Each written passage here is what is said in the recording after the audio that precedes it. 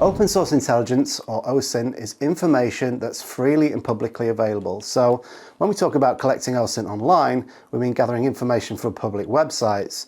So any public social media websites such as YouTube or Facebook, and in many cases discussion boards and blogs, and in some cases the deep web, depending on whether you need to create an account to access it, and the dark web, where hidden websites that are only accessible through Tor count as OSINT. Hackers and cybercriminals will often use OSINT to gather intelligence about a target, whether that be an individual of interest, like the head of a company for example, or information about the layout of an office or place of work that they may want to infiltrate.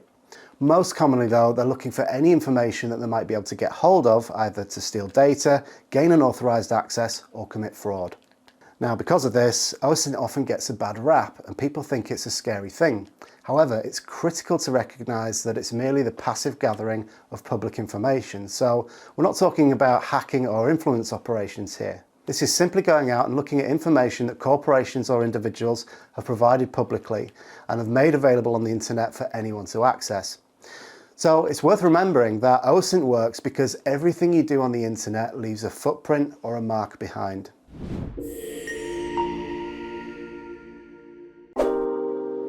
OSINT is essentially, and I ran into this the other day, OSINT is essentially doing due diligence as opposed to on an organisation, on a person. So you look at any accounts that they might have, any email addresses, any weird forum posts from years ago, and you collate all that information and you use it in a way that is beneficial. Whether that falls into something like blackmail for some of the high-ups in an organisation, or you get a password and you drop into an organisation using that password that you found on an individual.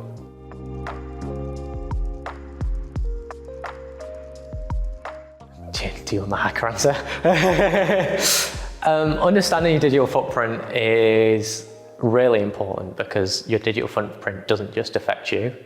It affects the people around you, it affects the organizations you work for, the services you use, all of this stuff. When you get to when you're a high profile individual and you're, say, a celebrity, their digital footprint has to be really carefully managed because they could give out their address or they could tell them where XYZ person lives. Managing that digital footprint is the most important thing that they can do for their own privacy.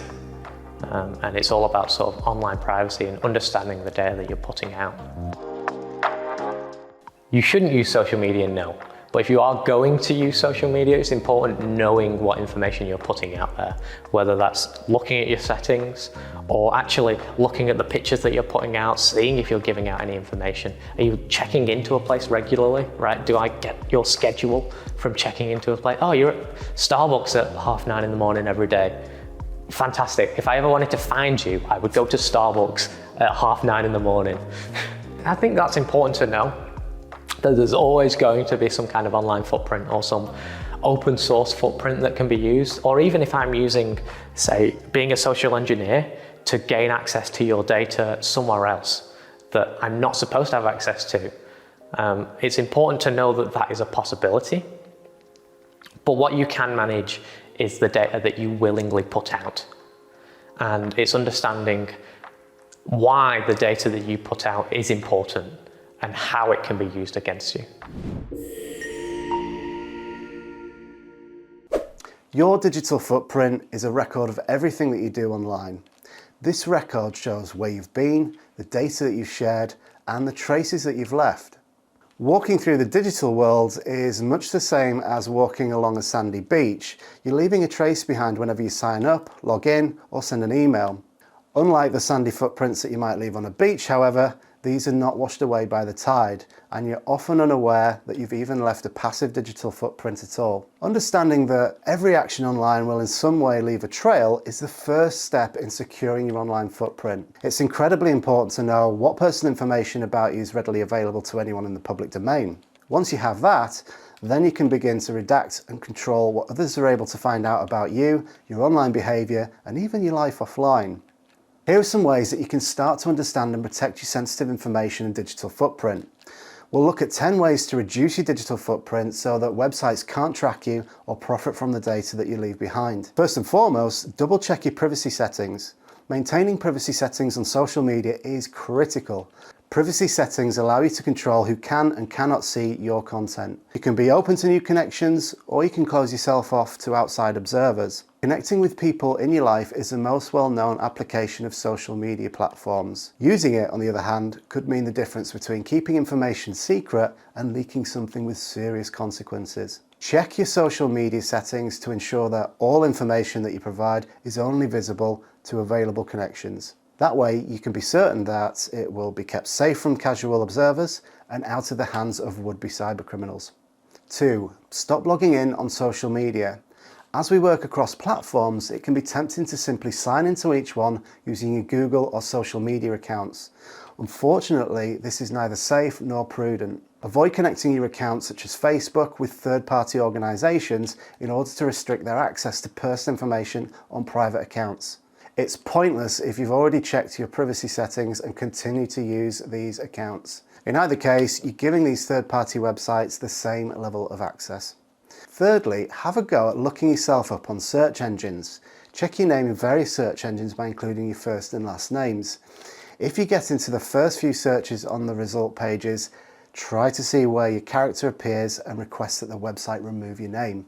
You can use Google Alerts to help you keep track of your name and receive notifications whenever it appears somewhere. Several white pages, providers and real estates have a lot of public record information on you that you don't want to disclose. Simply go to these websites where they appear and ask them to remove the information. Limit the amount of data that you share. Limiting what you share is one of the best ways to protect your data and your digital footprint. You should make sure that websites where you enter your personal information are worthwhile. Auto-filling your name and information into every website eventually leaves a trail, and this trail will eventually follow you across platforms, giving a sense of who you are and what you do online. Try and limit the information that you share on social media because that little share button tracks everything. Advertisers are always looking for new market research sources, so you never know how much a company might pay for that information on you. If you use public Wi-Fi, avoid entering personal information. Connecting to a public Wi-Fi is simple and sometimes necessary, but avoid submitting sensitive information such as identifying information or secure passcodes. If you have no control over where the access is coming from or how secure it is, avoid sharing that information with strange systems in the same way that sticking to secure servers and websites is good practice. If you find you do need to use public Wi-Fi, try and adopt the use of a virtual private network or VPN to make sure that anybody else on the network can't track what you're doing. Number 6, delete old accounts. Do you have any old social media accounts that you don't use anymore? Are you subscribed to newsletters that you no longer read? When was the last time that you looked at how many accounts that you have? By deleting old versions, you can reduce your digital footprint and protect yourself from future breaches. Abandoned accounts open the door for intruders because old accounts are more likely to contain all of the information a hacker requires to invade your space. 7. Avoid mailing lists whenever possible. For example, when online shopping, ordering food, or even streaming, you may agree to several mailing lists.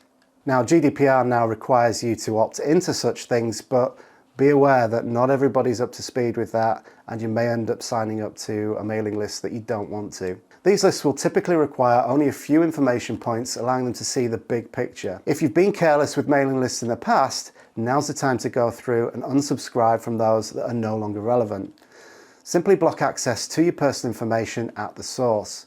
It may appear tedious at the time, but it could save you a lot of trouble later on. Update and upgrade software.